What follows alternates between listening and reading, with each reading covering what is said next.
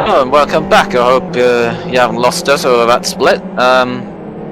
Nothing's changed because only about 10 seconds went by, so it's all fine. Still very much have a battle on our hands for P1 in both classes. I think GT2 is a bit more settled than GT1, but not decided yet.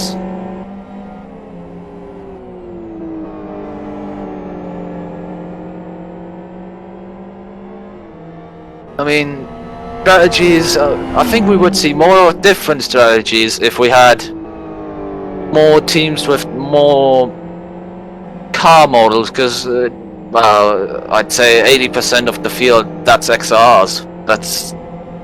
They're all just gonna do the same thing.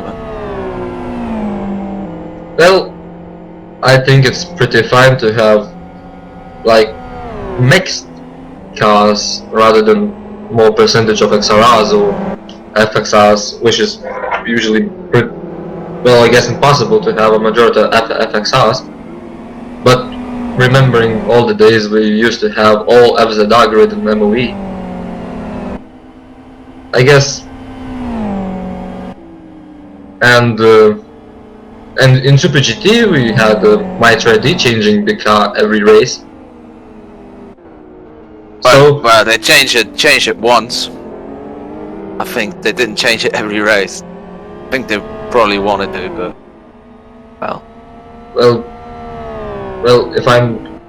but my mistake is like an old man. So they changed it before Fernbay to FXR. So yeah. But they withdrew and then they rejoined the series for Fernbay with the FXR and boomed everyone. But anyway, it's quite a spectacle because we have 04 trying to make everyone look stupid with it, saying one pit stop and guys in front not pretty much into it. So I actually enjoyed it. At first I was pretty skeptic about those restrictions on GT2s, and it took quite a lot of time to make it correct. And honestly, it's never perfect, but from a viewer side we have a very good spectacle, and from a racer's side you have pretty much of a thinking exam, how I should put my car into one or other position. Using less pit stops.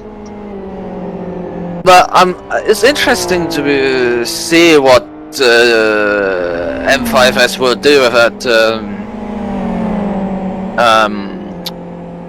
4-stop strategy. It is, yeah. Because I think it has a lot of potential, but I think they're just lacking a bit of pace because of it. And and M5S caught a little bit of grass. But they're fine. Put a wheel off and it happened, yeah.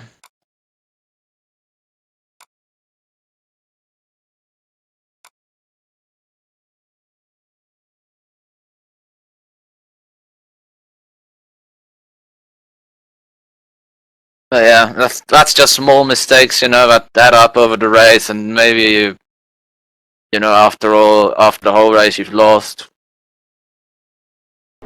between 5 and 10 seconds of these small mistakes, which really don't mean much.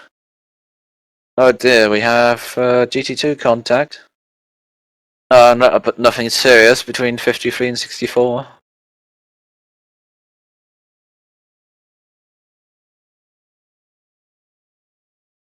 So all is well in the world of GT2. Even if it is reduced field now in GT2, a reduced grid size with all those retirements, then GT1 hasn't exactly been enjoying a massive flourishing of new entries, yeah, but not of entries being carried forward from round 1. So it's not exactly ideal, but it's not exactly horrific. So you just gotta deal with it.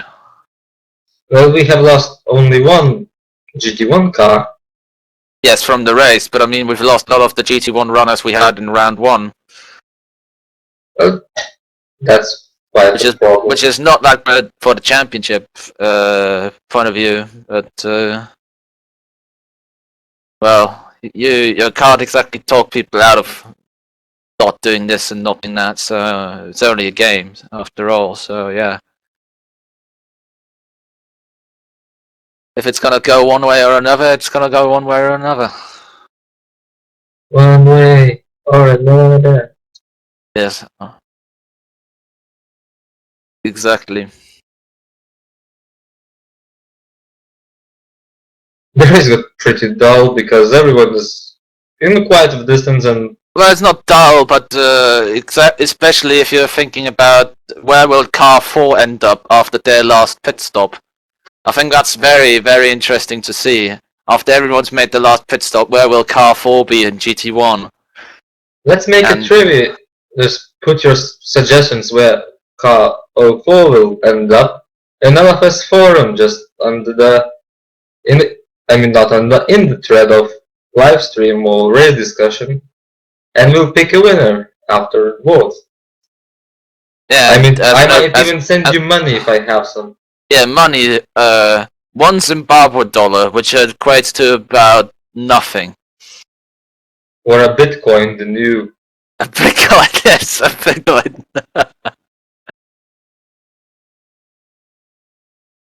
A Bitcoin. Best prize ever given for anything.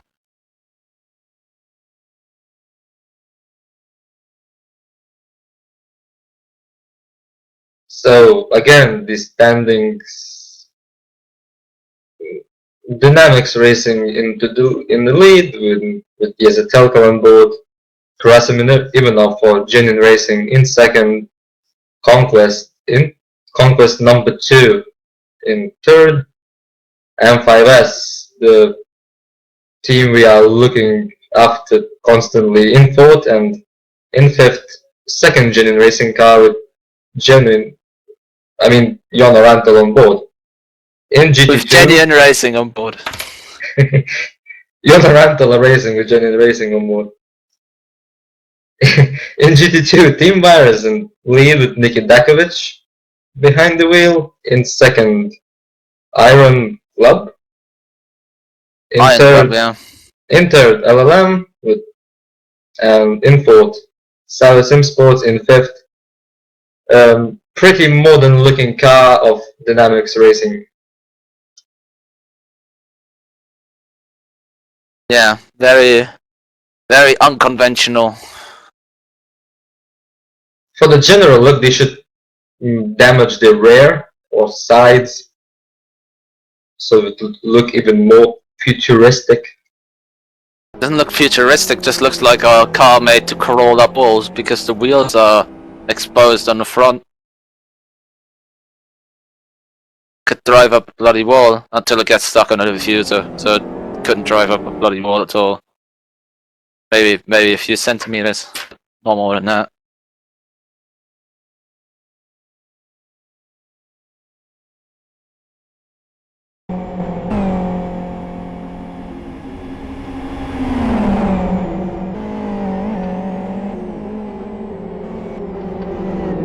Even with the safety cars we've had, weren't exactly the most affecting the teams that badly compared to some other races, especially around this track. I mean, you can lose a lap here so easily. I remember GTL 12-hour race when by the end of it, pretty much every car was on its own lap, it seemed. It's just the nature of the circuit, really. Just looking for the people's feedback, Ray Kingsbury suggests for me and Dominik Engel not to drink. I can assure you that we haven't took a single sip of any alcoholic beers, so your argument is invalid, Mr. Ray Kingsbury. I agree.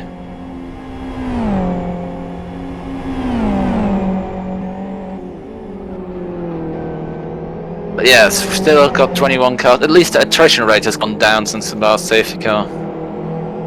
Except for that one car we lost. But other than that, to have 21 relatively great cars going around the track.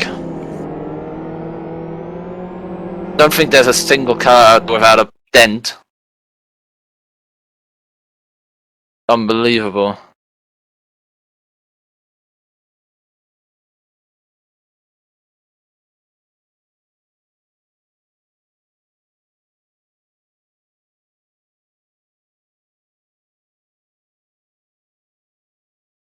But yeah, the next track we're going to is South City Long. It's got to be again 6 hours of going left, right, and centre everywhere, and lapping will be well, gonna be much harder to lap cars there because the middle section of South City is horrendously narrow. If you think this is narrow, then well, yeah, then you're right because it is. But South City isn't much better. Will be interesting to see what kind of car counts we see there. What the split between GT1 and GT2 entries will be. Could be very interesting. I mean, races at South City usually are always interesting. Except for that one year in IGTC when absolutely nothing happened. That was really dull. But okay. You can't always get what you want.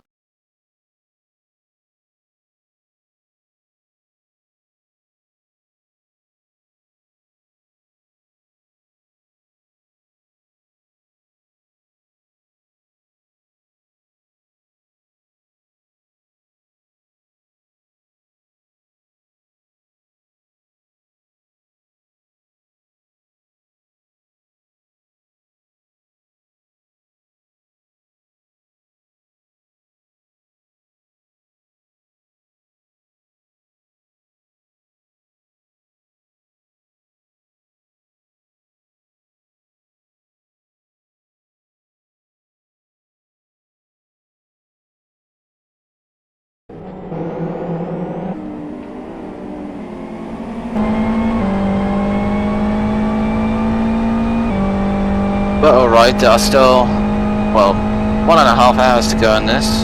Just over. We are on, well, lap 223 for the lead car now. And, well, the lead car is, as it has been for so long, number 10 Dynamics Racing car of Jesse Telkele.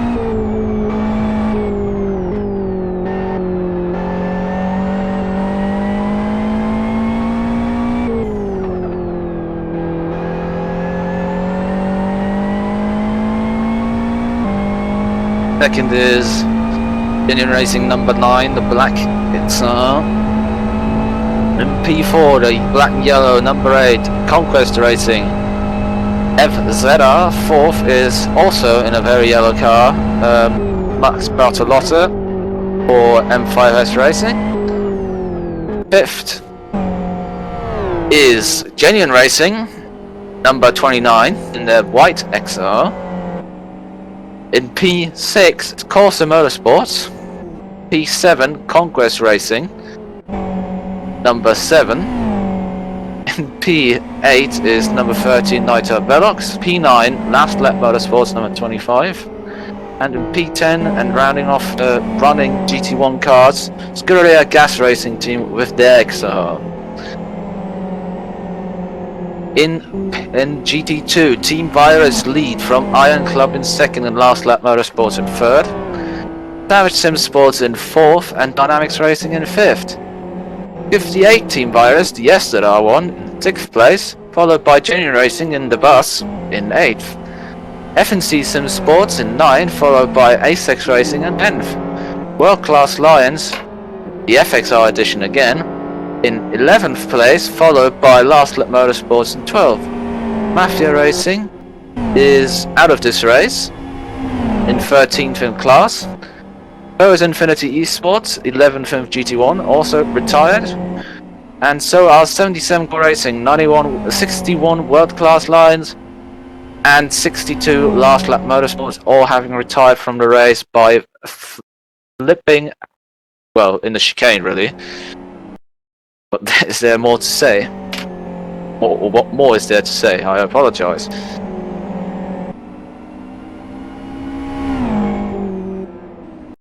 And Bartolotta from M5S is sort of catching up on Goik, as I can see.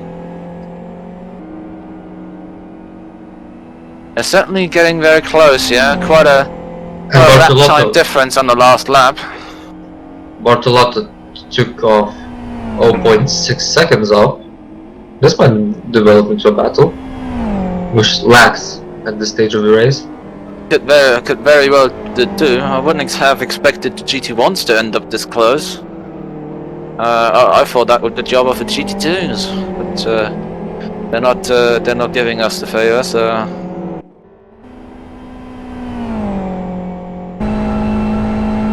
you gotta take what you get, or take what you're given, even.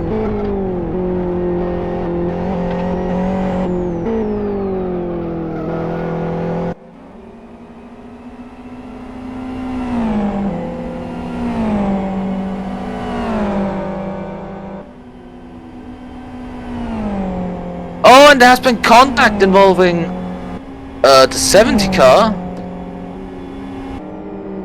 That car's even more bent now. I could swear it's even more broken now. Was it the contact with Naito Velox? No, it was contact with 55 A6. And I think now they've actually got some bumper damage off that. Don't think I recall seeing that before in their car.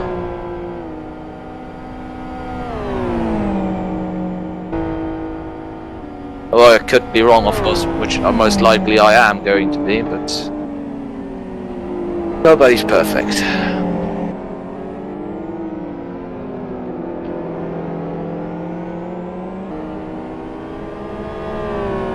So a reminder, if you are a driver of any of those teams who are in the race and would like to have an interview, to be interviewed, jump into NDR TeamSpeak channel, give Deco, Dom, or anyone else, well, probably Deco or Dom, a message, and we'll probably take you in to have a word in public. Whereas 58 guy wishes Team Virus GT2, the Chucky has joined the server to take over from Zaizan.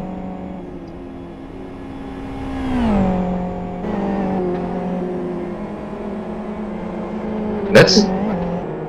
well, I probably missed out the tactics from Team Virus GT2, but it's... are they doing full stops too? Because it's quite early for them to have a bits. Indeed it is. Indeed it is, but well, obviously, they need another stop from here if they want to get to the end, but maybe they have to, because I remember, yeah, they're off sequence, so... oh, beautiful! Beautiful again! Zaizan tried to copy Otto Taskinen's style of driving into the pit lane, and he actually succeeded in some way. Let's be fair to him, his car has no torque at all, so he can't drift it. Still compliments for his attempt.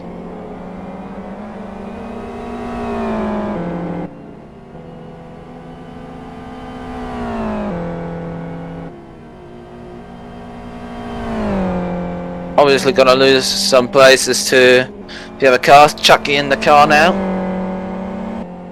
I gotta say Chucky, otherwise I'm gonna call him Ducky the whole time. Which isn't quite correct things.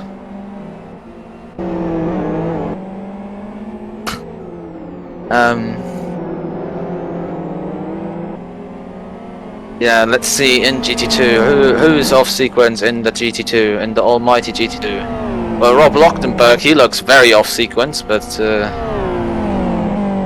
that's might just be another matter all on its own.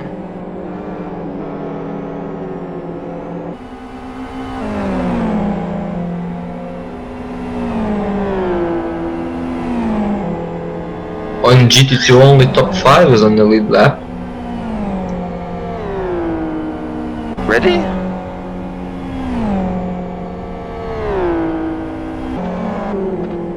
Indeed, Well, yeah, you're ish. right. Well, you're right, it's the top 5, I think. So pretty much of a difference between people who has better pace or who has worse pace.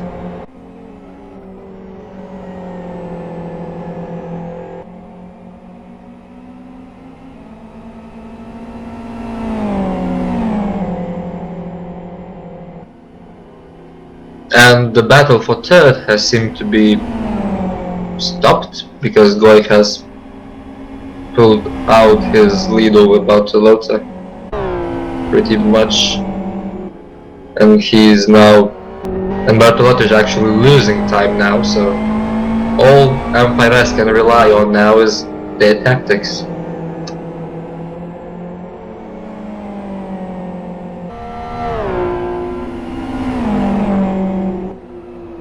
And we know Yep, Goik is pretty talented on keeping LFS tires alive for a long time, so also Goik should be on the magnifying glass here. For them it's gonna be one more stop no matter what, so... Big deal, So it's not over yet. Well, it's one more stop for pretty much all GT1s from what I can tell, except for... Oh, it's looking like tied for 11. Although it's... Yeah, I would say it's looking a bit tight for the likes of car 11. Although I think they're also the ones who run a bit longer, aren't they? So...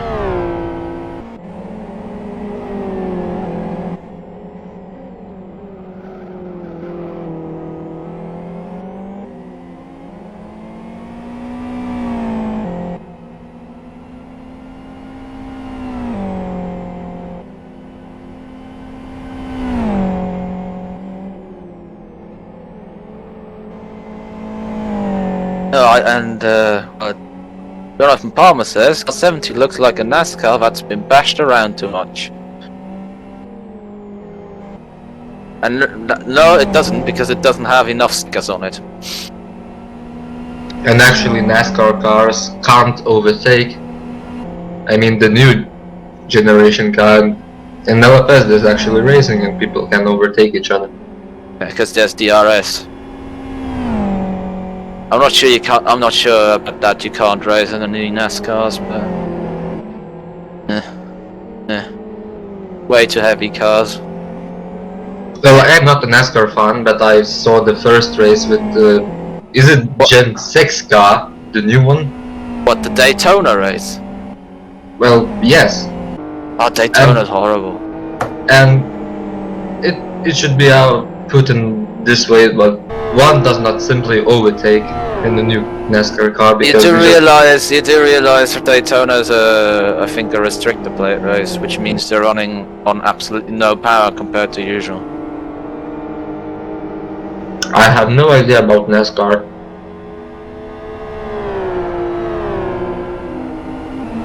Whenever I'm on the couch, I just go through channels to see some racing, and even if it's NASCAR, I stay there. If I might see a crash here, so... Obviously you're gonna see a crash there, it's NASCAR.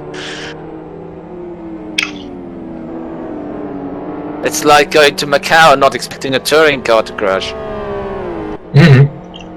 Or going to Pole and not expecting a touring car to crash. Or a safety car.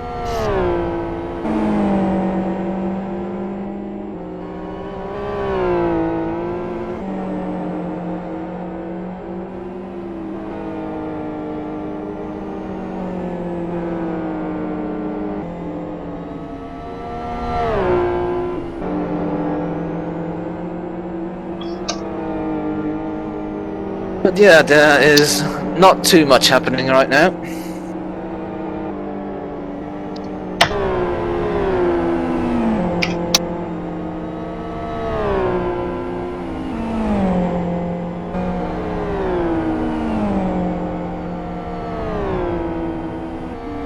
Well,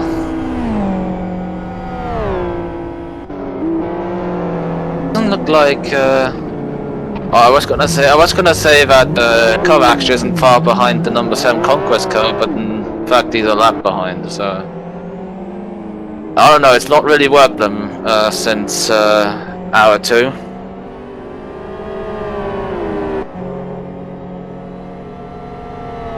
Car 14 has a right front puncture at Scuria Gas with a left front puncture. Pardon me. Left front puncture for car 14.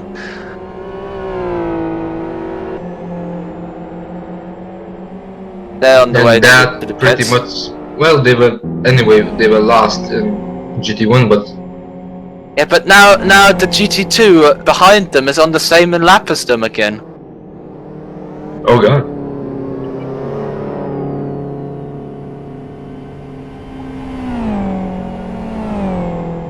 I thought they finally got rid of that one, but doesn't seem like it.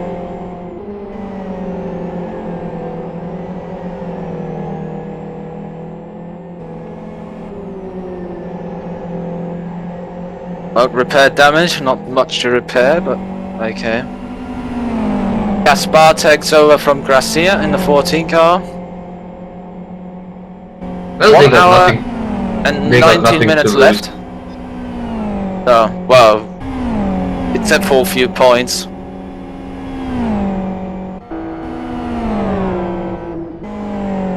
Except for a few points, there really isn't much to lose, that's right.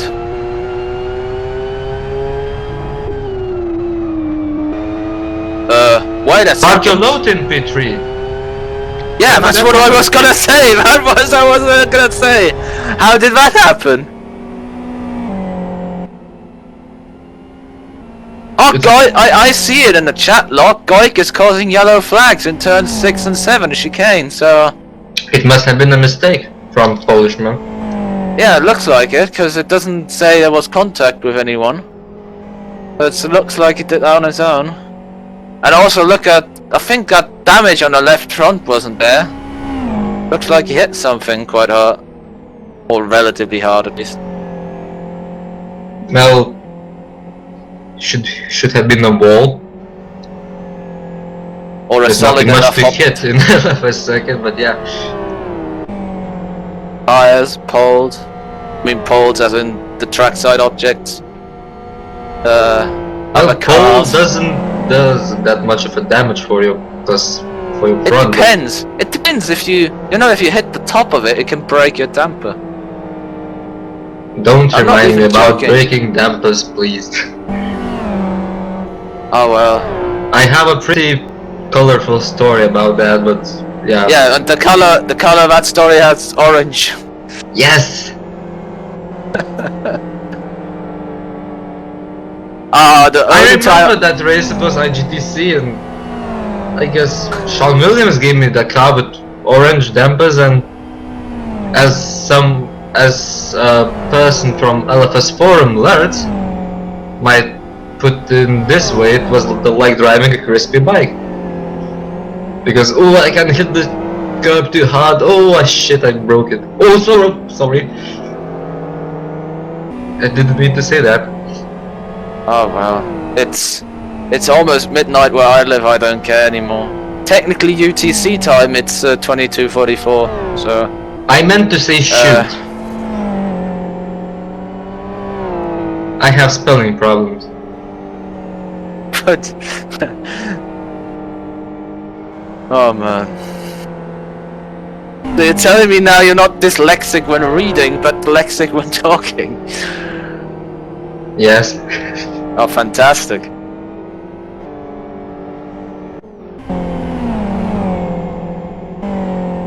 I'm learning in English philology in university, but I don't seem to be very successful in it. It's just too much of knowledge of English language I can't care much about. Ah, well. Could be worse. And my lecturers can't really speak English because they still saying words in a way they shouldn't. For example, the article there. Oh They my still god. have that Russian way to say it in ze. I'm gonna tell you what the most hilarious one I ever had from my English teacher was, which is that she didn't know that the RAF was the Royal Air Force and not the terrorist group. That was the best one I can think of.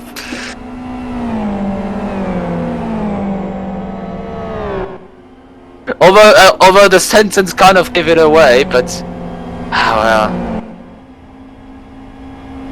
can't always get it right.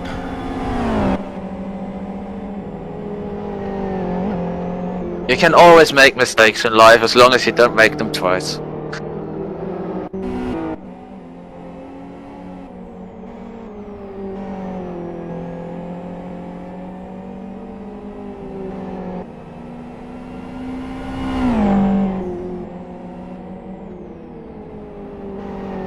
Let's see what's going on the track today.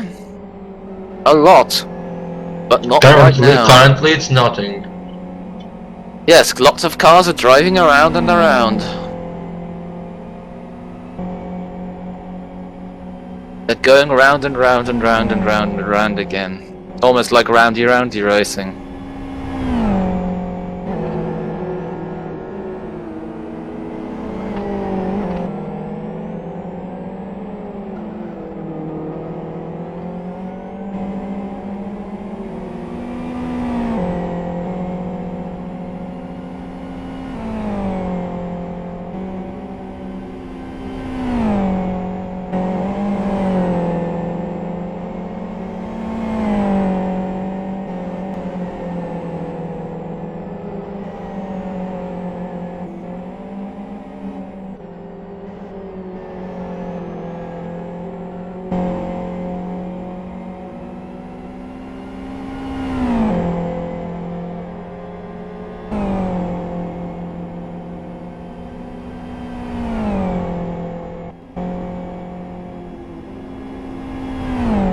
Yeah, not a lot going on right now on a track, just people going about their race. But now it's time to go on board with the leader, Les Turkle in the Dynamics Racing XR, up to and over the crest into turn 1.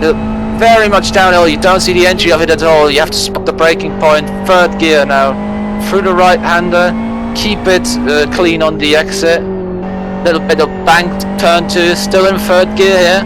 Now up into 4 for that short little straight again, over another crest, under the Avon Bridge. Through its fast chicane, 4th on entry, 3rd on the left-hander. Easy to run out wide here, over the edge of the curb. Now get the entry back onto the back straight just right. Use the curb on the exit, get as much speed as possible. It's the most important straight on the track. As we approach the Savage Sim Sports car of Martin Capel here. Just a little onboard for a change, haven't had one for a long while, and now braking at roughly 50 meters for the chicane, down into third gear from top gear, and then through the chicane, keep the car nice and neutral into the last corner, just get the rear to turn, and then power on, and you just use all the acceleration you have down that start finish straight and back up the hill again. It's very, very important you do that. And that's what these guys have been doing for 4.5 hours now, or for over 4.5 hours now. It's Yanni Vahakibus, correct for Iron Club. In my opinion, it's one of the best track configurations in LFS. Very challenging. Even the first corner brings you up to a challenge. You must brake in a perfect point, because otherwise you end up in a big trouble. The lockups and something. It's a good racetrack. I don't think it's such a good qualifying track or hot lap track. It's so hard. It's so hard to get those 3 sectors right on this track. You wouldn't believe. Ugh. And it's Even not though that- it doesn't have much corners, it's so hard to put those sectors together. That's the problem though, because if you lose in one corner, you can't just make up in another, because there aren't any of them. Really, there are only like 8 turns, so well, 8 turns and a chicane. Imagine how it is to do Blackwood without the chicane. Oh, boring.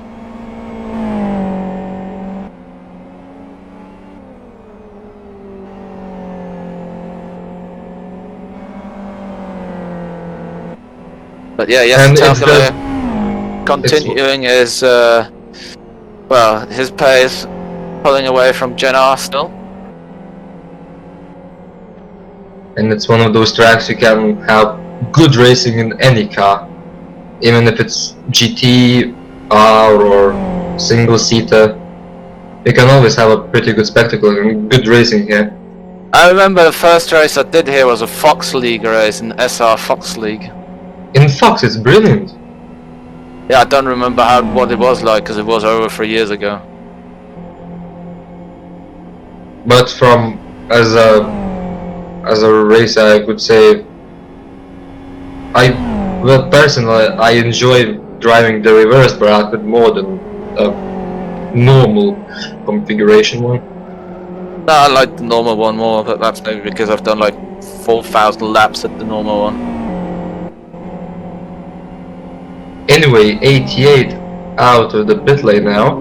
Yeah, Mikola back, back out of the car, and the Hecker back into it. And 55's served their drive-through as there is contact between 4 and 8. Oh, who are in a battle? Let's see this. 4 very much at the end of their stint. Tires look somewhat second-hand. I wouldn't buy those off eBay.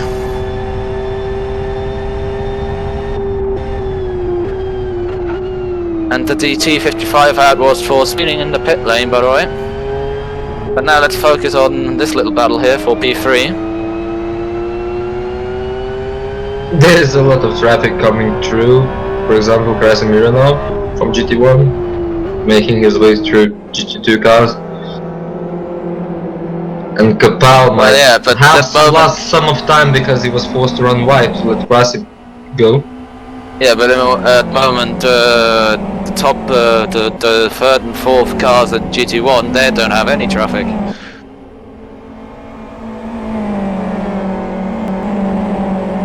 For now, at least. I can see already 2 nice little arrows on a mini map coming up in front of them. But it's gonna yet to be seen how they're gonna negotiate those two.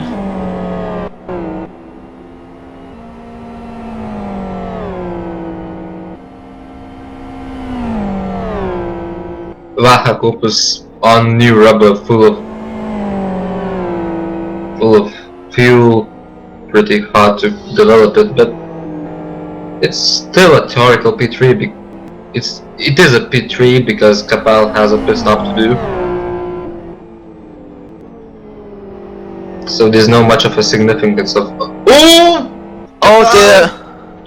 Whoa! Another stunt thing in the chicane doing 2-wheel drive.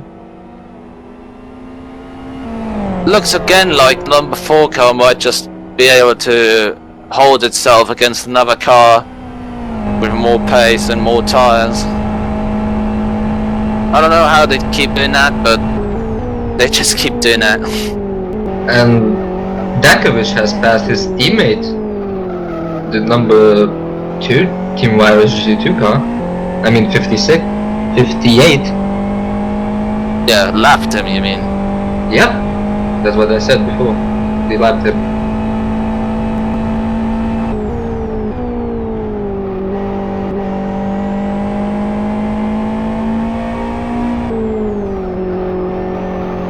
And Goik has caught up Bartolota now, and Pivaz and Conquest will have a scrap any soon.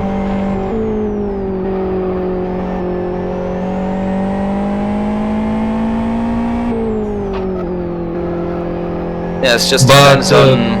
Bartolota still has a pit stop to do soon because the tires are totally. Yeah, but not that's destroyed, gonna be but they're very thin now. it's gonna be his last pit stop though. Then we're finally gonna bloody know where he's gonna end up. Yep. Now he shouldn't give up to Goik. I wonder if they're gonna keep him in the car or if they're gonna put someone else in. Now I strongly believe they're gonna leave Bartolotta in the car because I guess he's that car's fastest driver. Well, depends how much company done in this race. If He's already done 2 stints minimum. I think. oh, that's fine. So they can keep Bartolotta behind the wheel.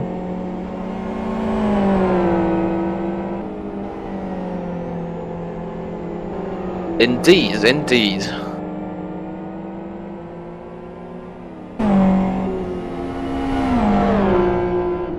Yeah, Bartolotta has done 120 laps, which is pretty much half of the race until now, so no issue there at all. So we'll see.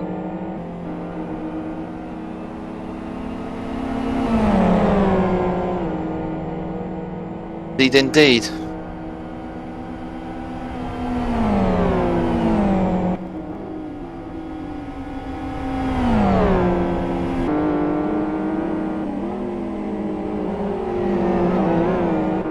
And Jenny Racing car number 9 have timed out. Holy mother. And that's that second place pretty much gone. Oh god.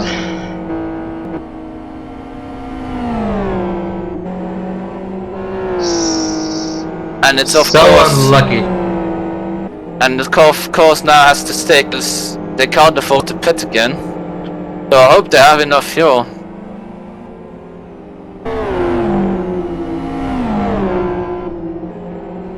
Let's see what tracker says.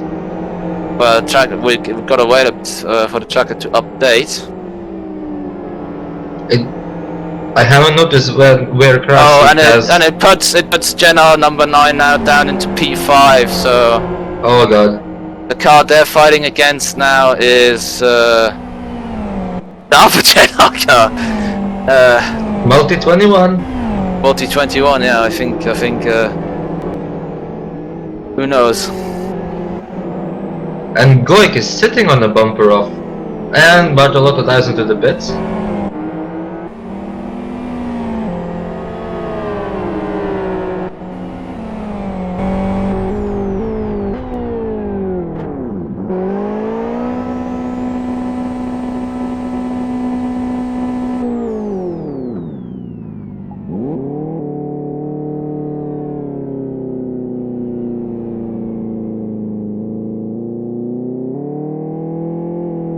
That's how fast you can go from 0 to 0 on this track. Just one bad timeout and that's it for you.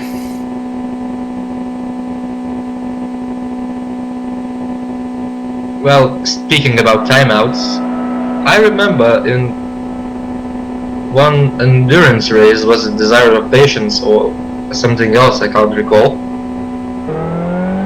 People used to do intentional timeouts to have their lap back. Maybe you could help me with that, huh?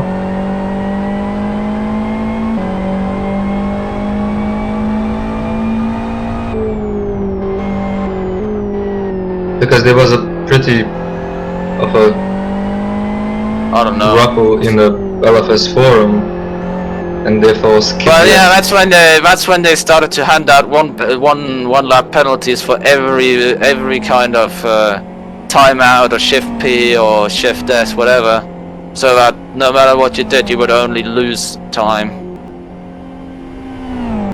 Is understandable in my opinion. So, yeah. And now the moment of truth will soon come, because Bartolotta has done his pit stop, and we will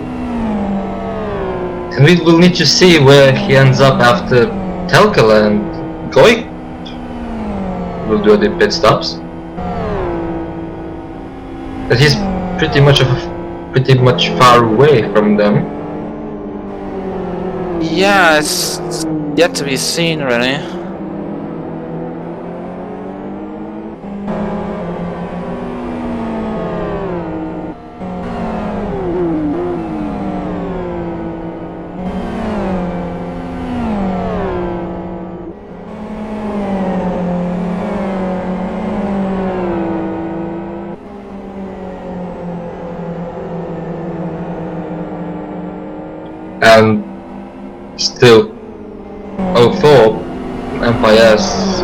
had a drive-through penalty for the license plate. Yeah, but well, it didn't cost them too much, especially with the 2 safety cars. They had it relatively early. It's not really a big loss. Still would be impressive to win a race with a served drive-through.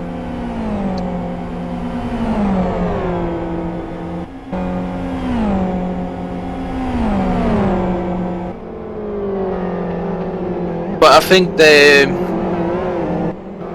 Well, obviously they're not gonna jump the leader, that would be bloody ridiculous, but... Well, they won't, because Telkel is on the back straight, where Goik and Rental is. Yes, I know. So it's in pretty much a fashion that sooner or later Telkel would... If there would be no pit stops, Telkel would just lap them. As Labrikov joins the server to take over P2 LLM GT2 car from Blackwood's custom.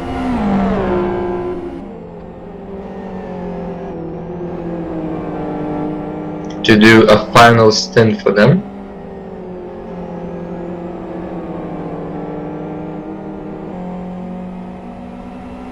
Lead.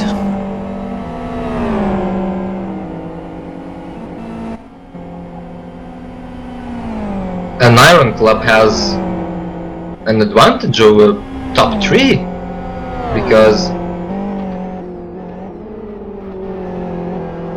they have fresh tires. Look at the tread he has. They also run a different strategy than top 3.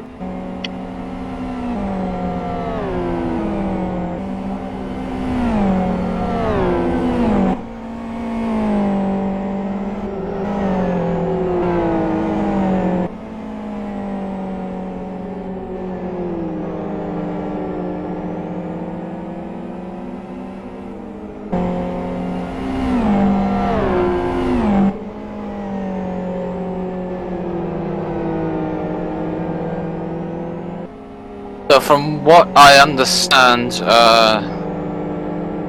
Jenna should be the last car on the lead lap, like the number 9 Jenna, I mean.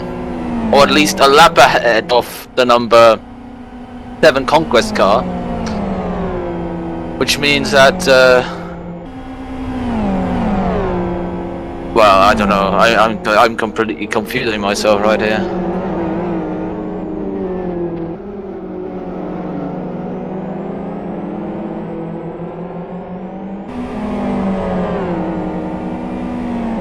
"57 minutes left in this race, and Isaac Prix joins this server to take." Well, he has to, otherwise Dynamics will at 75% if he doesn't do the last stint. Indeed, so, and hopefully we'll see Isaac Prix back behind the wheel again. Telkel did a very good job today. Apart from that scruffy moment in... Oh yeah, when he went with behind M5S and that spin. It wasn't just a scruffy moment behind M5S, that was scruffy like half an hour. All together there.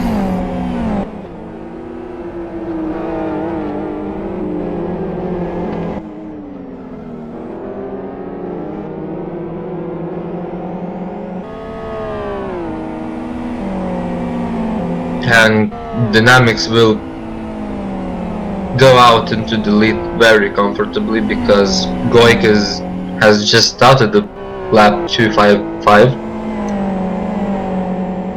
and Brodsky is causing a yellow flag. What happened there? Some kind of mistake in the chicane it looks like. Well, it says 6 and 7 chicane, well, that wasn't obvious. But yeah, he must have had some kind of half spin in the chicane there. And Alti joins to take over Joona Rantala in the second Jet Racing GT1 car. which will probably go into the pits this lap.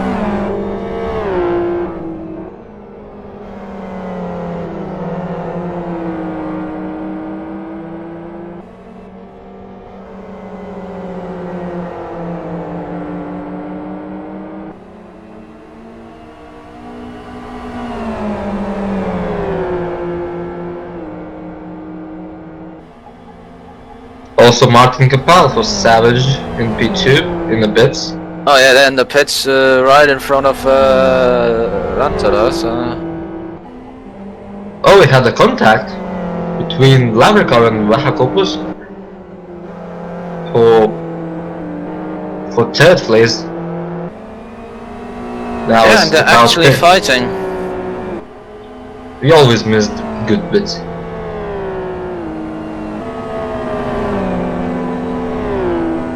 Now some action in the circuit. Pit marathon started. Everyone joined the server, goes out, goes in. Rosalani joined the server to take over Gaida, he has started another lap and will definitely go in this one.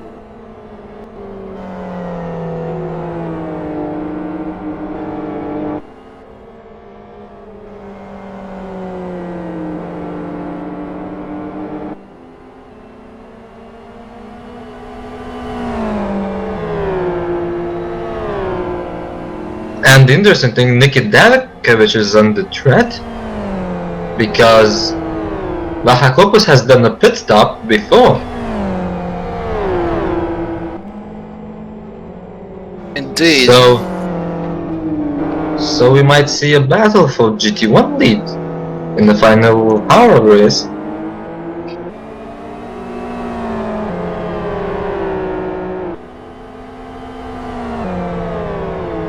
Well, GT1 lead, I'm not quite sure because Goik is almost a full lap behind. More GT2, GT1 P2, yeah, but GT1 lead, no.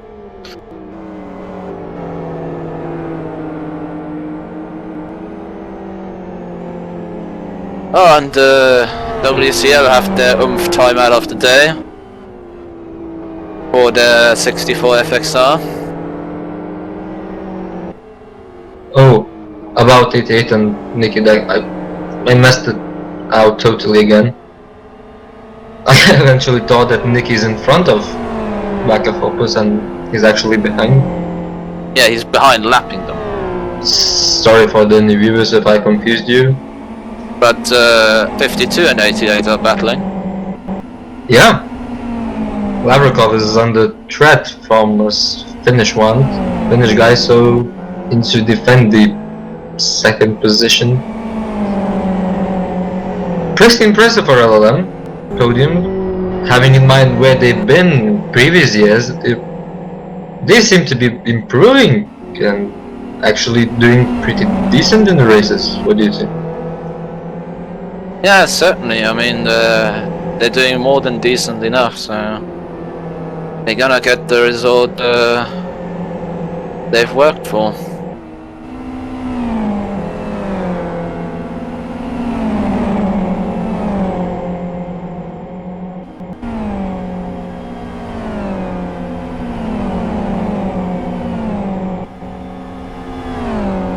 Oh, and Jenna Abbas in the grass, there was a contact between him and Nitro Alex. Obviously when lapping. Morgan Trolley has joined the server to take over Nikita who will come to the pits next lap because he's starting lap 250 now.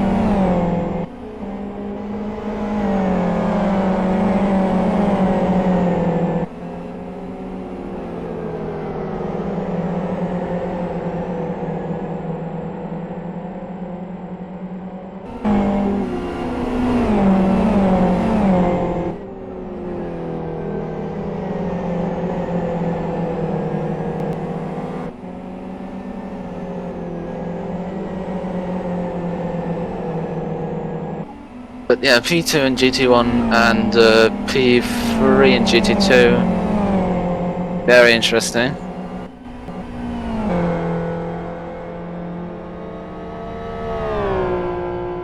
Although that kind of gap between 88 and 52 has widened again.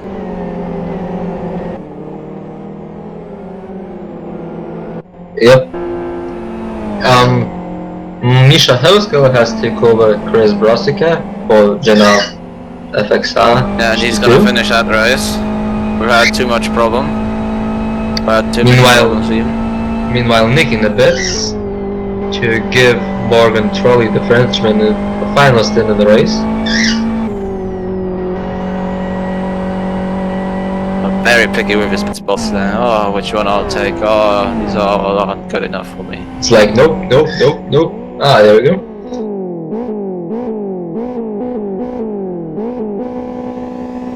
Indeed.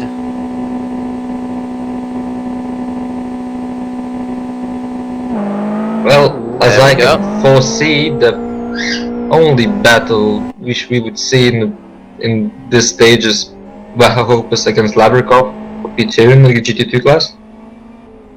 I can't see much from scruffy things in GT1.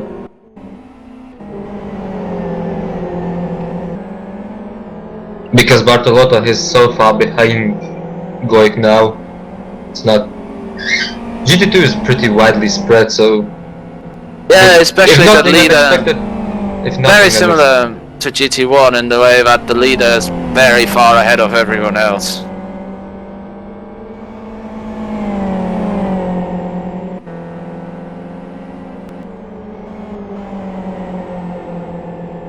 So all the hopes for the spectacle is on those two, Iron Club and LLM. Let's see what those two can bring up.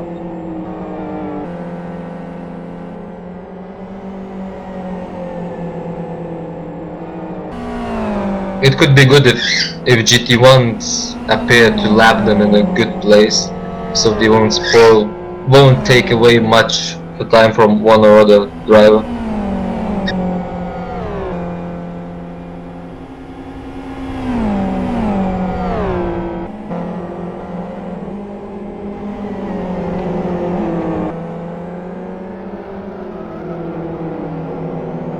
And I hope there would be no safety cars in last hour, because people will just lose their minds and probably start doing stupid things, because last hour sort of a sprint, and after safety car everyone's so close to each other might end up in a hideous accident. Yeah, well, that's how it usually ends. In a hideous accident.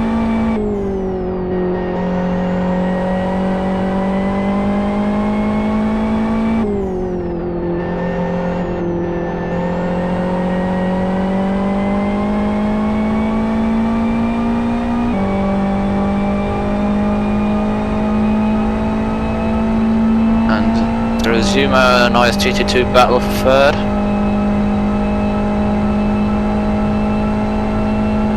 Well, not yet, but at GT2 battle for second rather. That's why it confused me. Still between Lavrikov and Behekovs.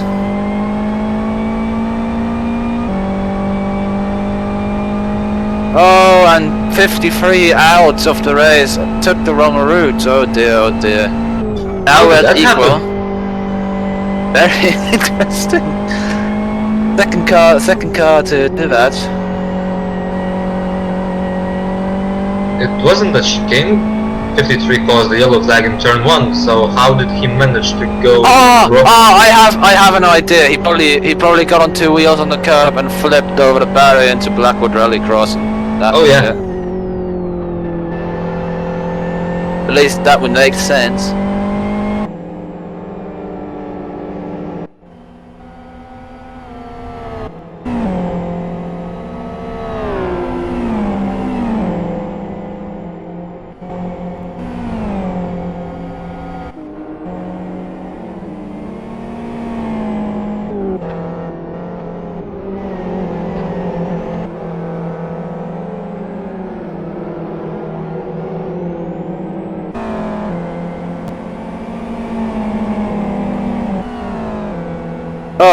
he seems to have been T-boned. T-bone. T-boned, yes.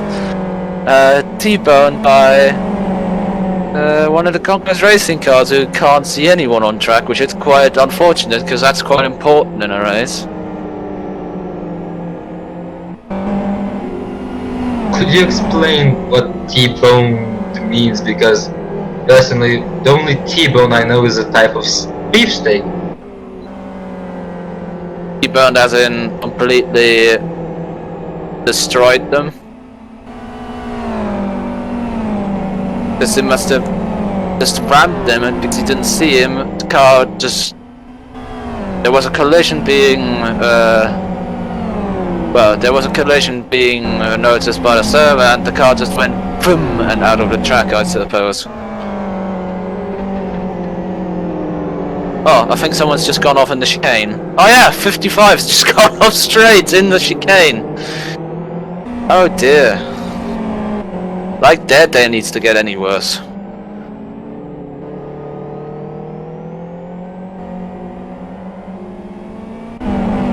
Anyway, our battle for P2 has been interrupted as expected by lapping GT1 cars.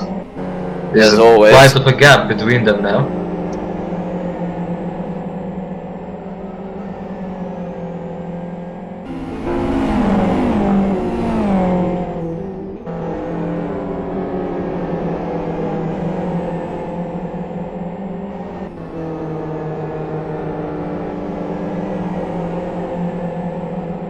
Oh, Lavrikov! Oh, that's gotta be the mistake that gets him overtaken, because he's lost a huge amount of momentum there, and the Iron Club is right on the back bumper there in the draft, and they're just gonna fly past.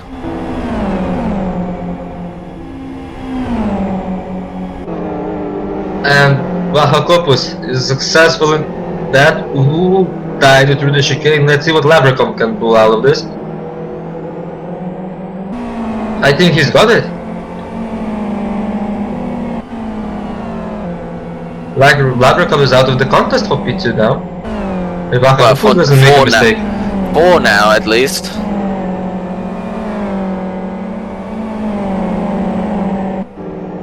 Who knows how things are gonna develop, but I certainly don't. That's why I'm not predicting how they're gonna be developing.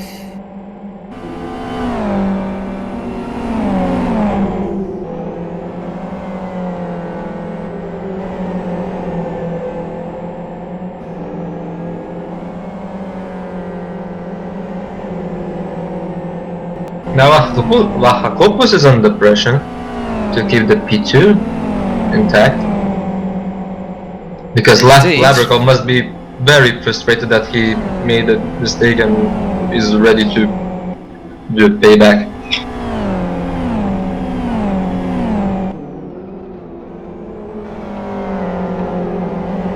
Did his mistake happen when the lapping cars were passing through him?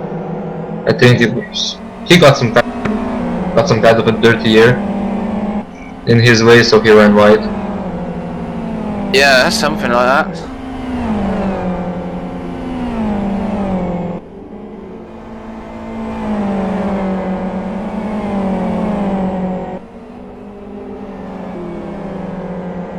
Or it might just have been a loss of concentration for a moment, which is enough.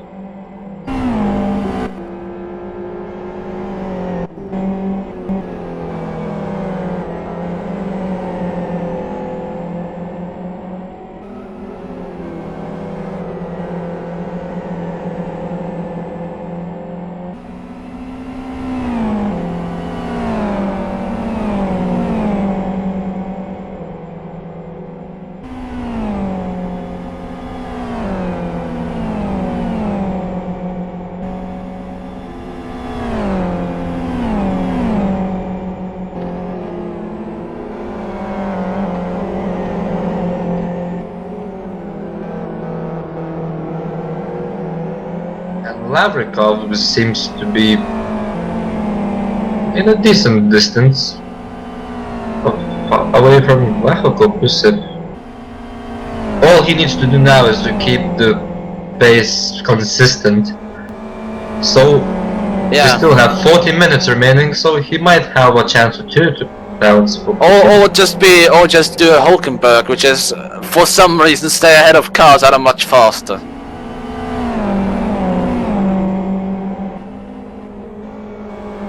But they're coming up to a GT2. The Jenna bus is on its way down to London, or something like that.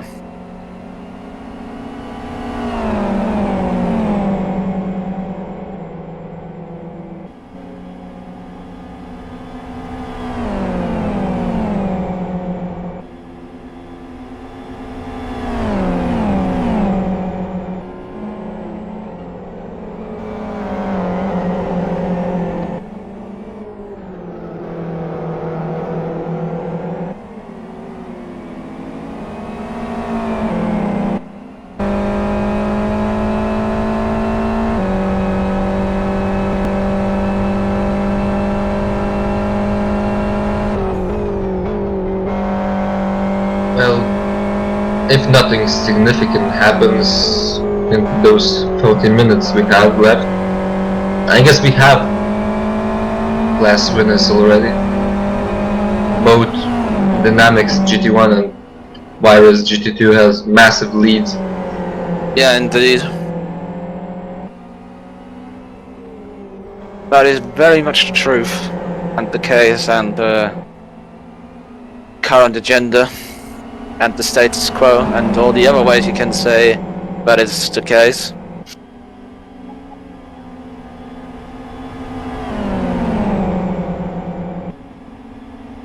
And Lavrikov overtaking Macharopoulos on the backstreet. Holy moly. I don't think they're gonna leave each other alone for the rest of the race. Macharopoulos still fairly in a decent position behind, but he doesn't have a run now. He should try not to go too close to him, not to have dirty air so he can have a run.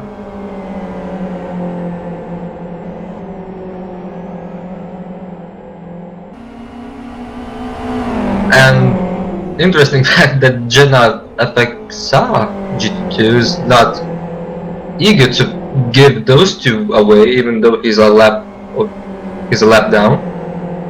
And now we see Macharopoulos will definitely have a run on Lavrikov on the backstreet. No, he won't. Lavrikov is pulling away. Just Well, about. at first it looked like he had position to have a slipstream. From the helicam, he just was there, and then the car disappeared from the frame. I wonder if Macharopoulos has some kind of engine damage. He's like losing 2 kph on Lavrikov on the straight, because Lavrikov was 231 before the chicane and Macharopoulos was 229. It's not hard to over rev that. Oh no, guys, what are you doing? No. You Oh should dear. be patient, guys.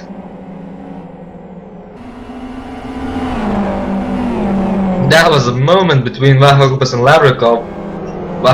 Thanks to a good netcode of lift speed, both didn't end up spinning and crashing to each other. But that was overly too aggressive from Macharopoulos. Yeah, that's a bit optimistic.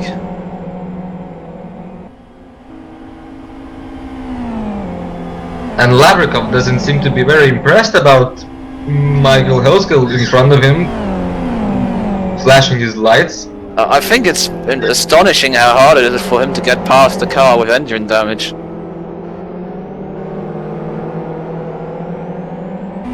And now again Macharopoulos from the final corners. Close. He seems to be very good. He seems to be very good in the chicane and the last turn. Yeah, that's where he gets all his margin of Lavrikov.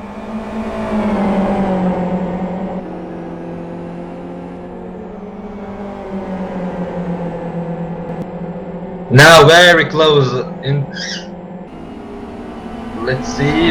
Nope, Lavrikov saves it. Takes the line.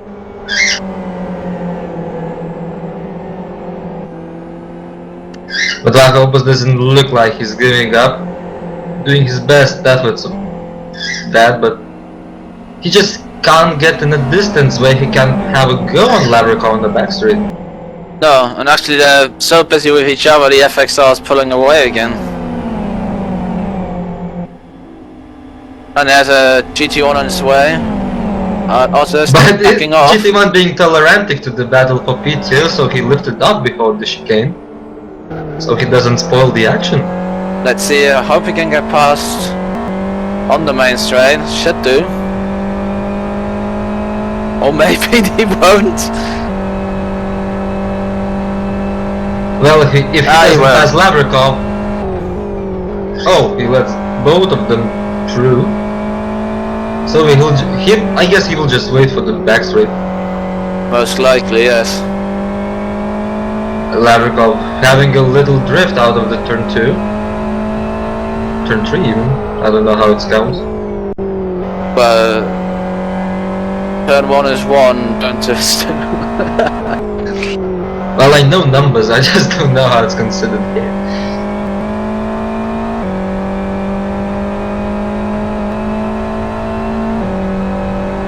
Fast he goes.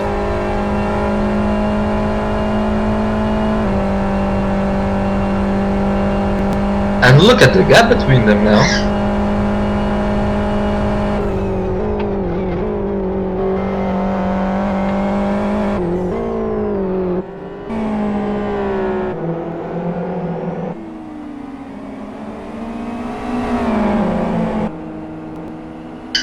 Misha goes very tolerantic to his teammate, letting him pass.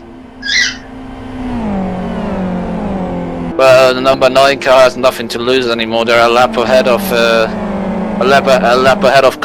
not Conquest anymore. It's actually Corsa Motorsport, but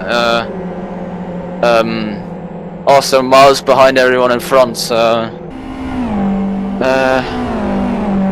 yeah. Well, talking about Corsa Motorsports, they will be happy after the race if they keep the 5th position. That's a good one for a debut. They're 6th. Oh yes. I just looked at the LFS standing, not tracker, sorry. But still a good one. Lavrikov continuing to blink his XR eyes to Misha. I guess he would be one complaining after the race. Could well be, yeah. But surely he's got to get it past him now if he's got draft.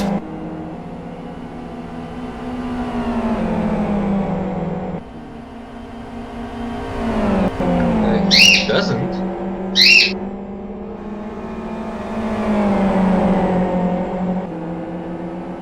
Misha stays in that and Lavrikov is on the back bumper again.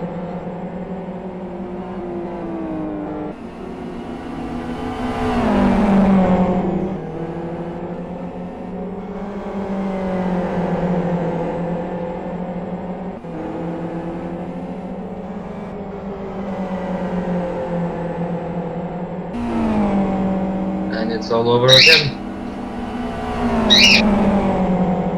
Pretty much, yes.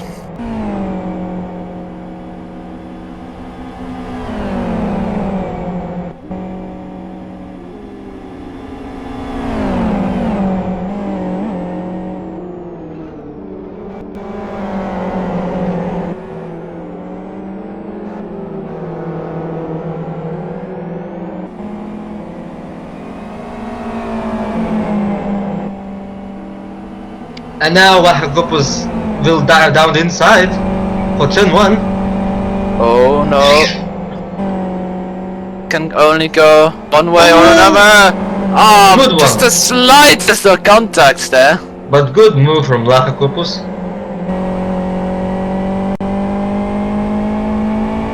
I gave him just about enough room. Good understanding between those two. But a mistake from Lavrikov there.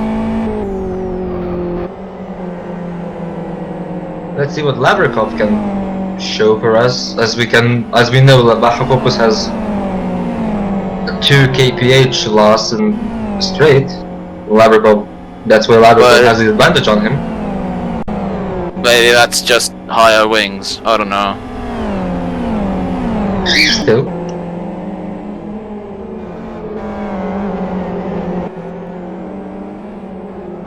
Although in that case, if it is really higher wings, maybe then it's too high wings, because those cars should be doing over 230 quite comfortably. Well, now I saw Vakhakopoulos was doing 230 dead. Yeah. I remember in GT2 World Series and GT Masters around here, kind of reference top speed was 232, 233, so he's off that quite clearly, yeah.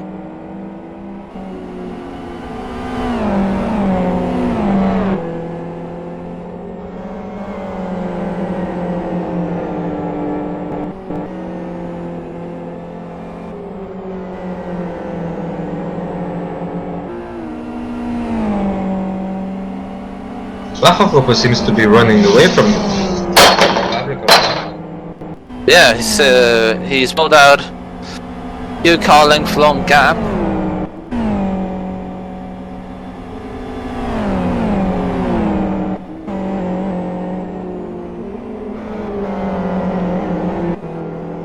Oh, and LLM GT1 trying to help their GT2 car made contact with it, which is terrific.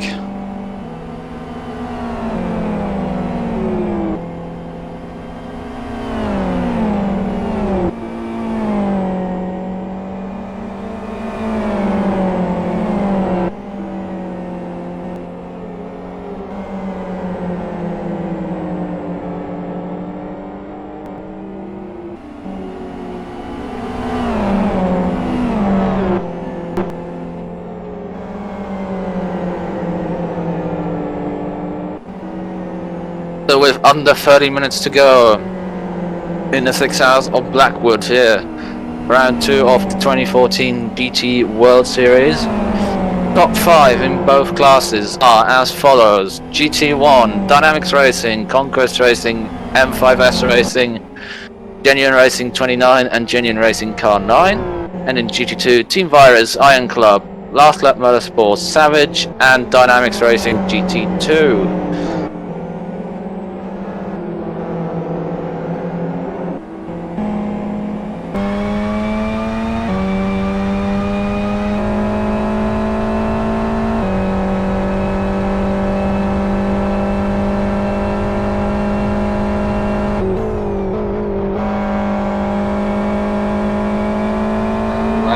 Doesn't seem that he can do anything about it. Vakhakopoulos finally got in front of him and the gap stays the same, so we might have lost the only spectacle we had. I'm not quite sure about that.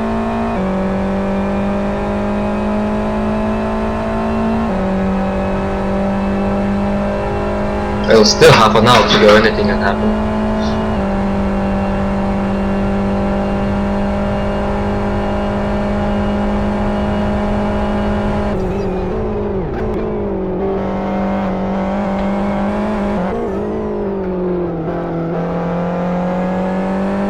Oh, car 55! Oh dear. Actually went so wide, hit bollards on pit entry. Well, he wanted to let people pass him.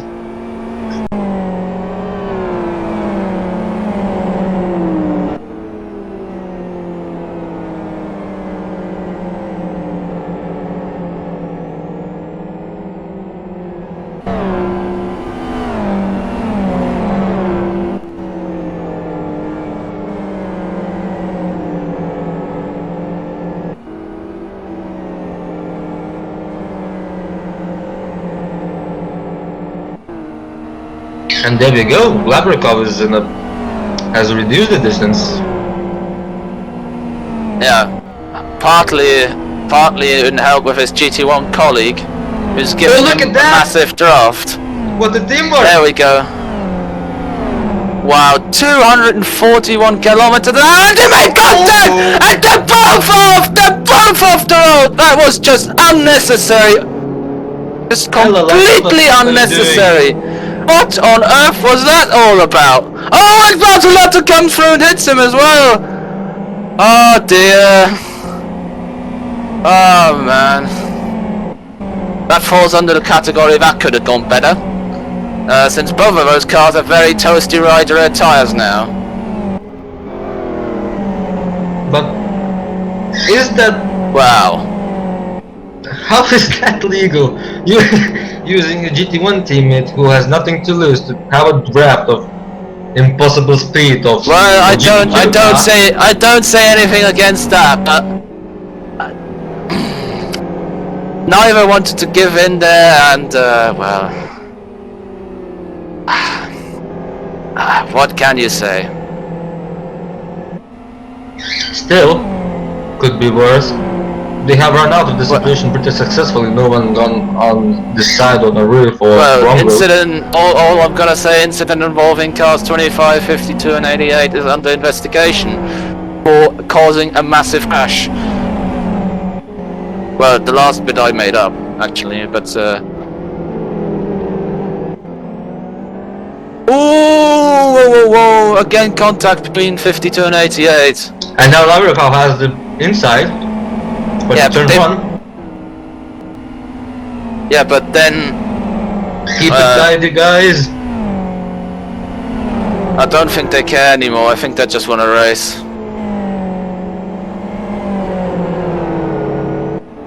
Lavrikov back in second. But his right rear is so hot.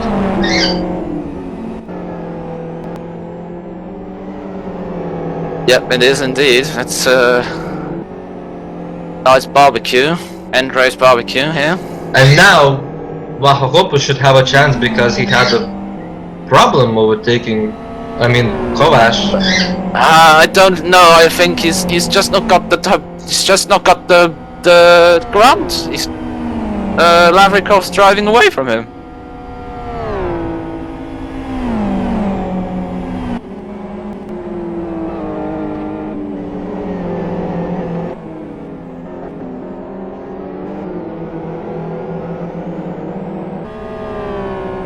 Oh, but our last corner, much better traction from the Iron Club car there, and that's going to be another side by side.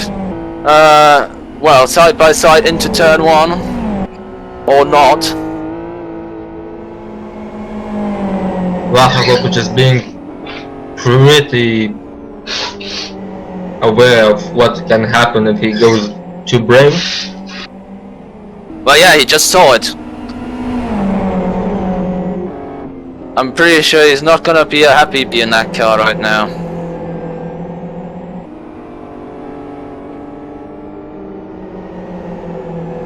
Oh my day! That is the most It's the most ridiculous incident I have seen in the last half year. Already. Side by side in the back straight.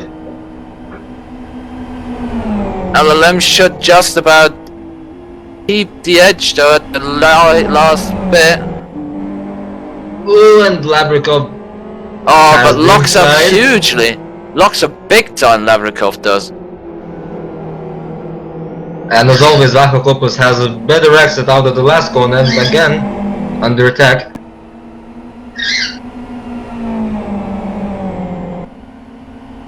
But he doesn't have much of advantage, so he must let Lavrikov go.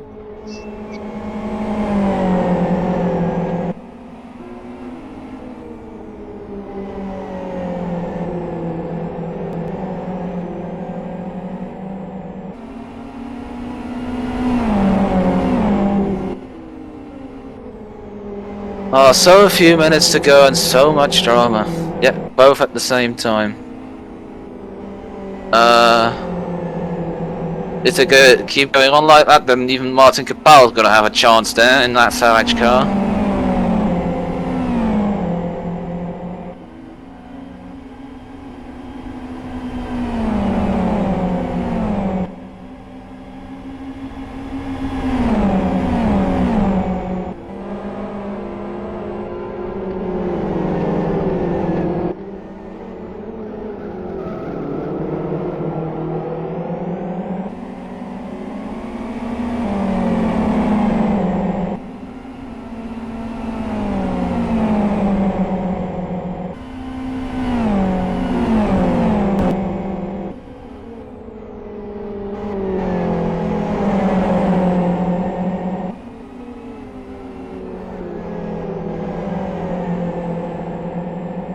Oh, and the Hackopus again with, well, within fighting distance.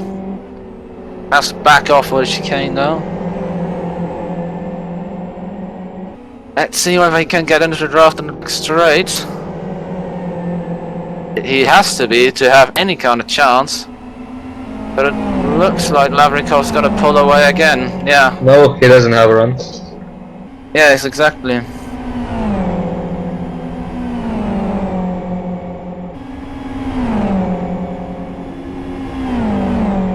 Still, Vachakopoulos has 20 minutes to go. Even less than that. Yep. Well, 19, but well, let's not be too pedantic. The lap round here though, so maybe it is okay to be specific about things.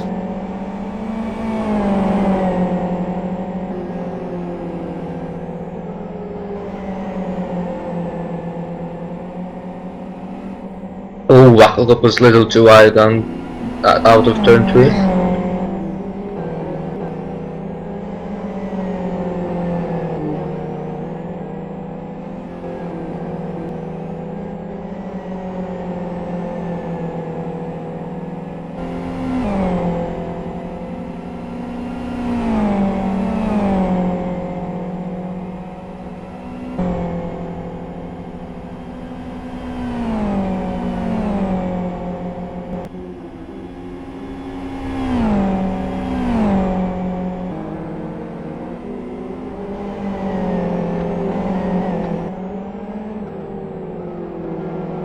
Labrikov has pretty much run away from Vachakopoulos now.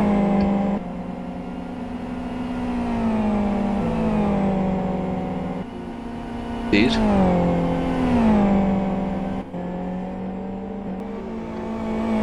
I think at the moment LLM just have a little bit more tire temperature.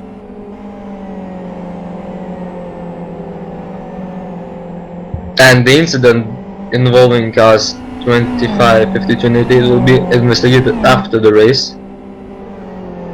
If you remember that draft teamwork thing, which ended up in spin off Labrikov and Vachakopoulos in a chicane.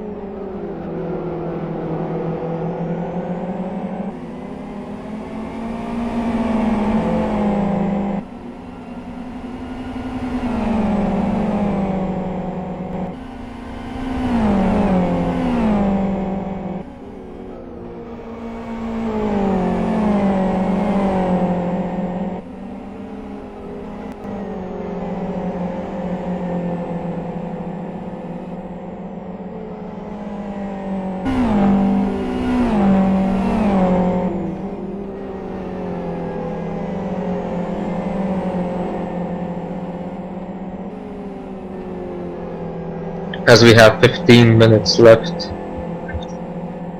in this race. Let's review the standings now.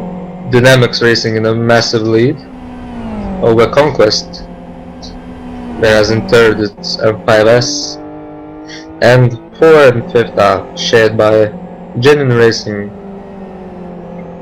In GT1, Team Virus, but also massive lead over Last Dance Motorsports with Lavrikov on board. Iron Club in 3rd, Savage in 4th, and Dynamics in 5th. Yeah, and from the looks of it, that's how it's finished. Unless miracles happen or another TG1 team thinks, oh yeah, I'm gonna let this GT2 draft me now and cause a massive accident. Then it might shake up the order.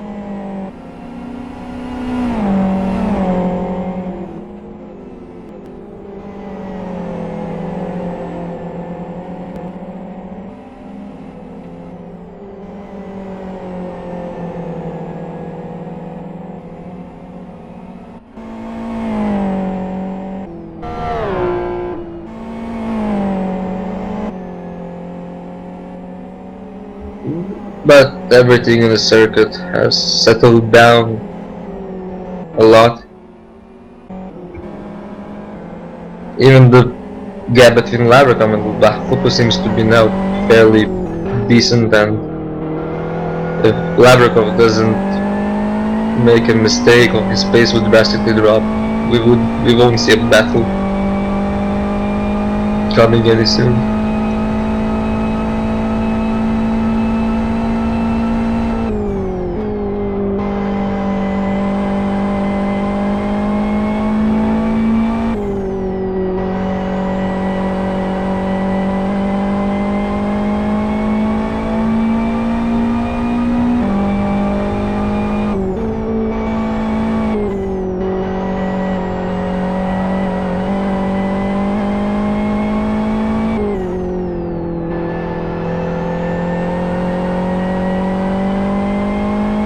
But yeah, it's been not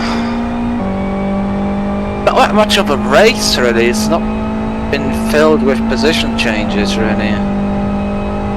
It's been more of a test of patience than a race, or and for some a test of impatience. But that's how it goes, and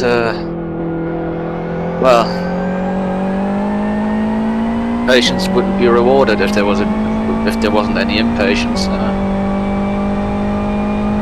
Well, Nitro Velox would come out of this probably most disappointed. But they lost it in the second hour, in my opinion. Yep. With that way too early pit start. And of course the very unsuccessful timeout from Krasimir Ivanov for Genin Racing 09 car. Or the various timeouts for all the other teams.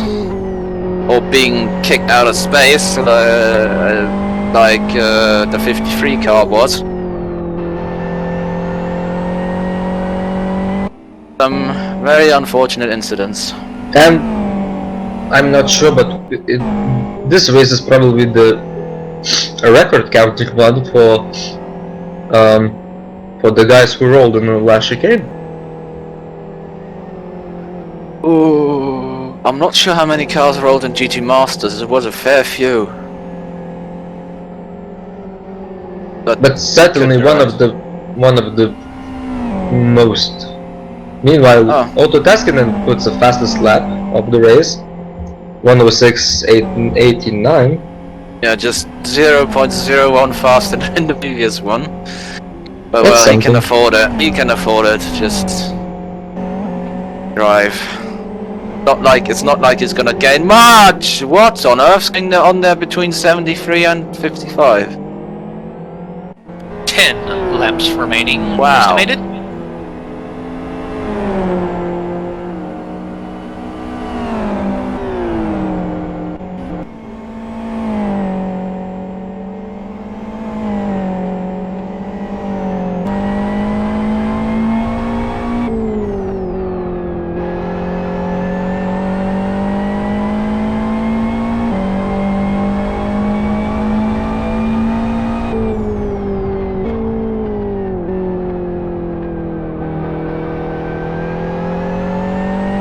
And the closest gap in GT1 class is between 29 Genin Racing GT1 and Corsa Motorsports, but it's the closest one, and at the same time it's so big. Well, it's the closest on track, yes, but it's 2 laps. It's 2 laps, and they're not even directly behind each other. Again, Corsa is 6th. I can't see numbers. I just saw it like 4th and 5th, and in the same picture. Oh, maybe get by, but it's 2 laps, and I failed again.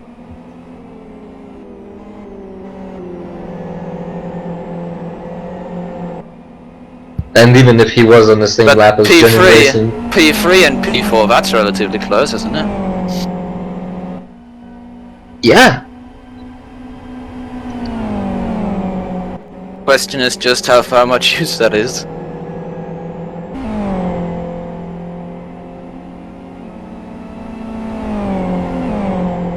By the looks of it, Antivalta has worse tires than Bartolota.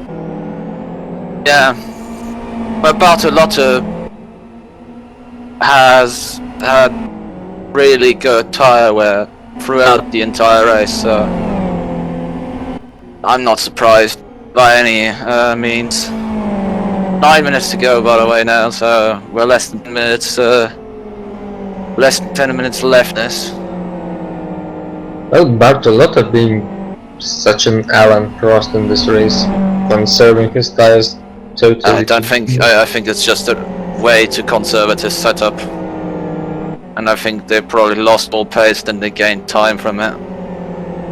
So, we see it both ways. At the end of the stint, you should be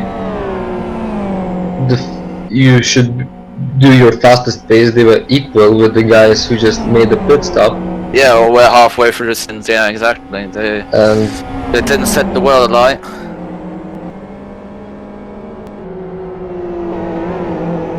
But still, if it ends up like that, P3 with one pit stop saved, impressive result for them. They should be happy about that.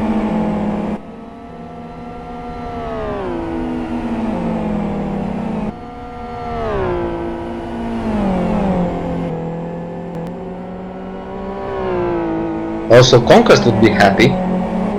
Well, they're gonna get second out of this, so I don't think they can complain too much. They're the best of the Where best. did they start? Well, if I'm not mistaken, around P4, 5 or something. Tracker says they started P6, so they gained 4 spots. well, thanks to Goix, again, tire saving talent. Which means that if I am not horribly wrong, they should get the 2 extra points for most laps led.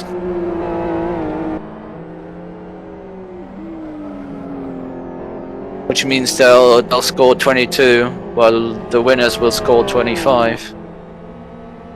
Isn't exactly a disaster.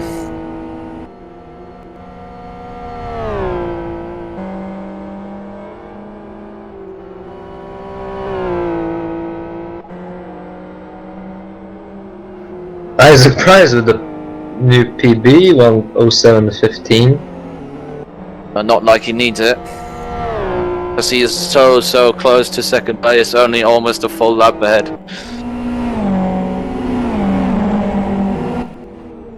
And Vlahakov was totally lost it for Lavrikov, so I guess we have the finishing positions here in track if you look at it now.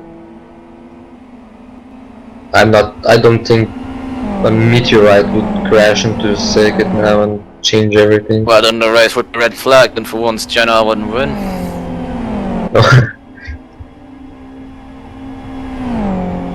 But yeah, it doesn't look like Iron Club can do anything about LLM anymore.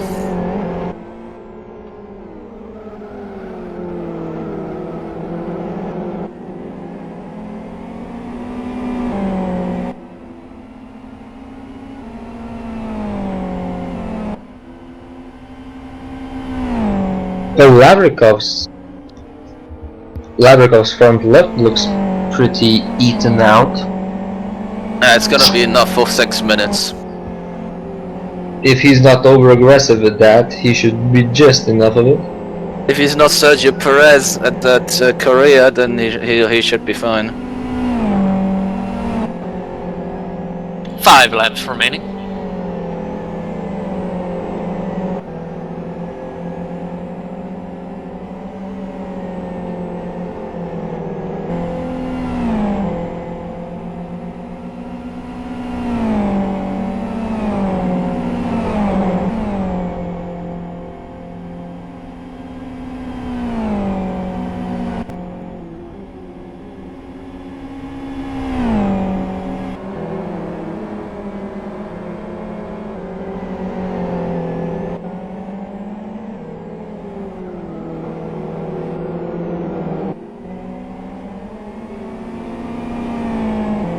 Everyone seems to be pretty relaxed. Yeah, just driving the last few laps. Because nothing matters now, no position changes.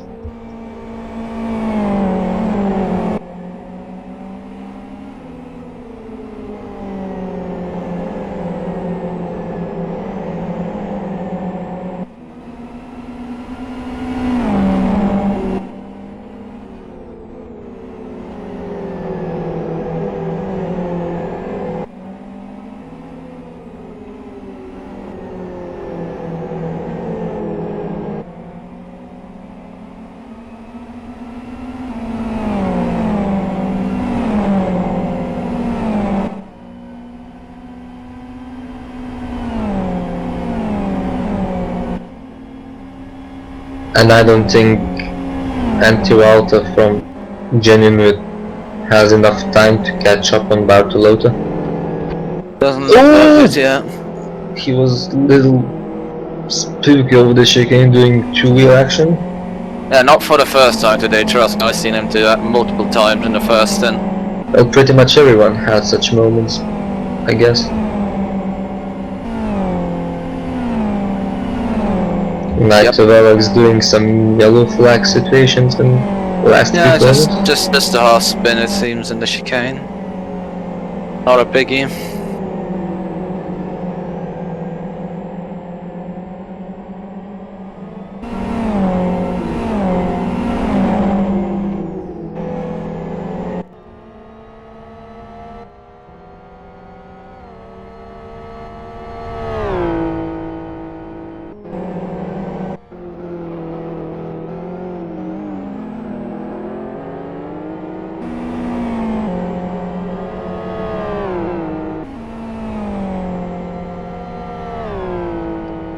Impressive pace by Dynamics, honestly. And the end of the race, they almost lapped 2 laps remaining. Goik. Yeah. Just shows how well prepared and how fast they were today. Well, I think part of that isn't completely true. You mean about speed or being prepared? The well prepared bit. Only half of their drivers were well prepared.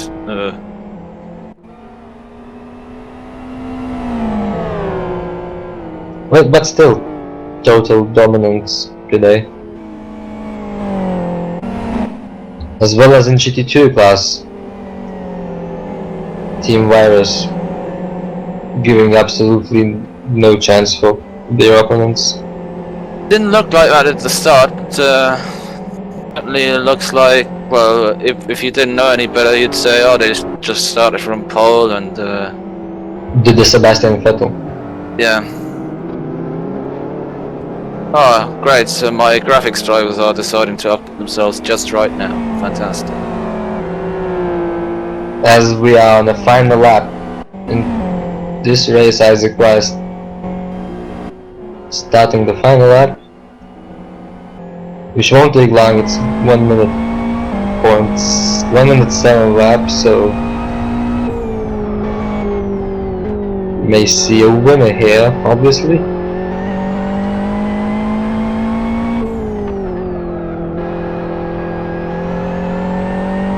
There's only 2 drivers of 3 signed up for the race. Yep. Obviously, Jesse Telkele doing the most 4 hours actually.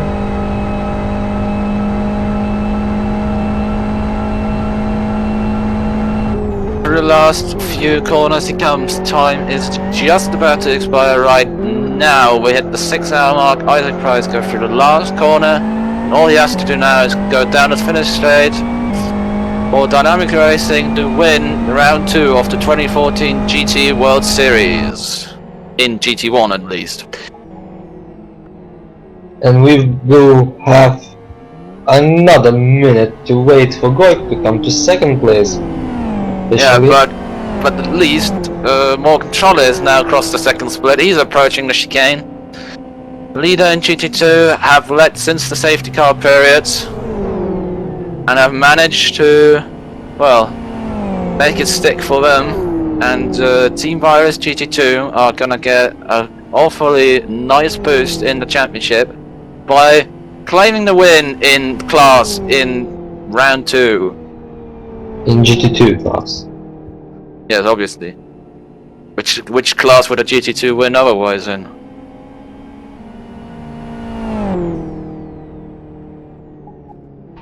Now, Piotr Goik finally around the last corner. As my graphics drivers have restored themselves, and he goes on to cross the line and finishes second. 1 minute and 2 seconds behind the leader. Bartolotta is third.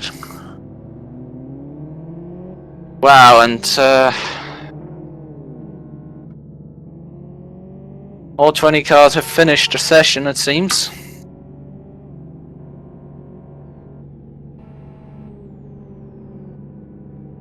And Goik from Conquest is the only car not left in this race. Yeah, that's true. That's very much true. But 5 seconds behind being left. Pretty much like that.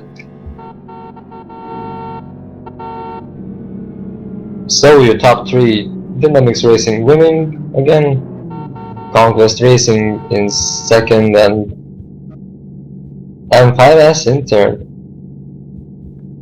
Whereas in GT2, Team Virus taking a dominant win with LLM in second and Savage Sim Sports in third. Would be Iron Club in third. Yeah, there was a scrap between those two. Looks like, yeah, indeed. Oh, did you notice? How got in front of Vahagopus? When did that happen?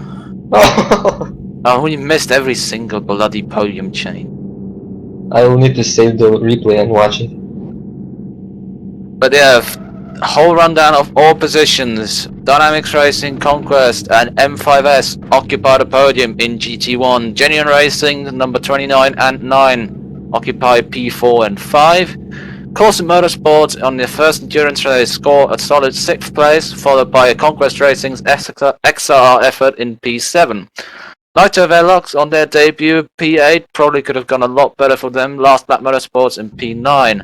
Scuderia Gas Racing Team in P10, and the final of the finishing one teams, Infinity Esports, took the wrong route and did not finish the race.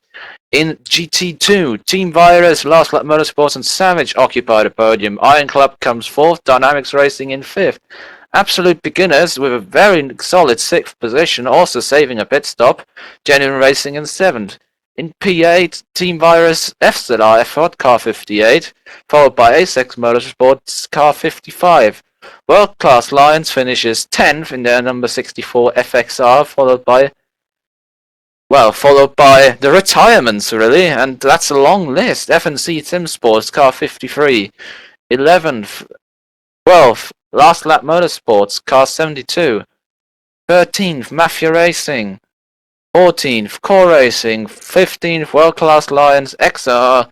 And 16th, and final car in the GT2 class, the 762 car of Last Lap Motorsports. Well, what a race this has been. Certainly very chaotic and at the same time very interesting. Lots of action, lots of scrappy moments between the drivers, sometimes over the limit of sportsmanship and fair racing, but still was relatively clean. Yeah, relatively clean for the most of it. There are some people who are going to be angry after this.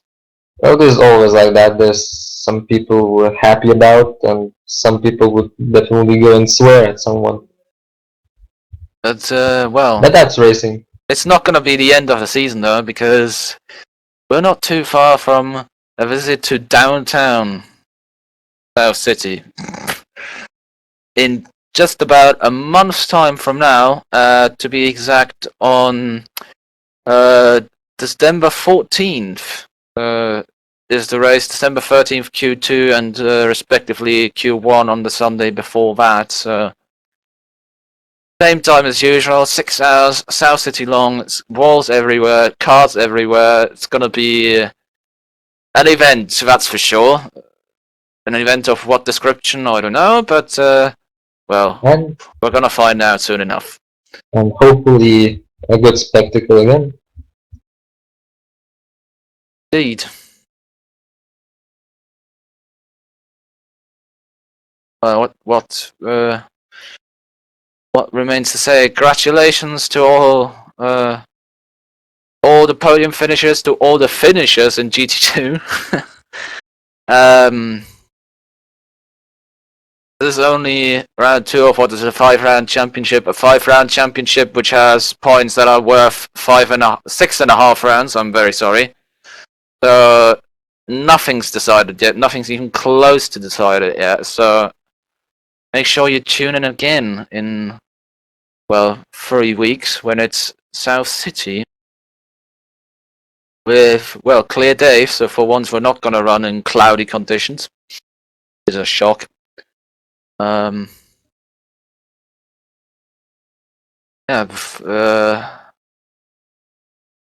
Klaidas, do you wanna say anything?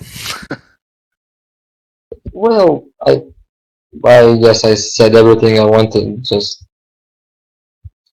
good race. I just watch it from commentator side, and I miss the days when I used to race in GT Plus and race at all in LFS. And it's good for me. I'm pretty busy now, and it's good to come back to LFS in one or another way. I pretty enjoyed this tonight, and I hope to join it in later stages. Yep. I hope to be back in the car as well in 3 weeks. If not, blame DHL. All there remains to say is see you soon. Good night. And why are you still up? It's late. Go to bed. Bye Good bye. night, everybody.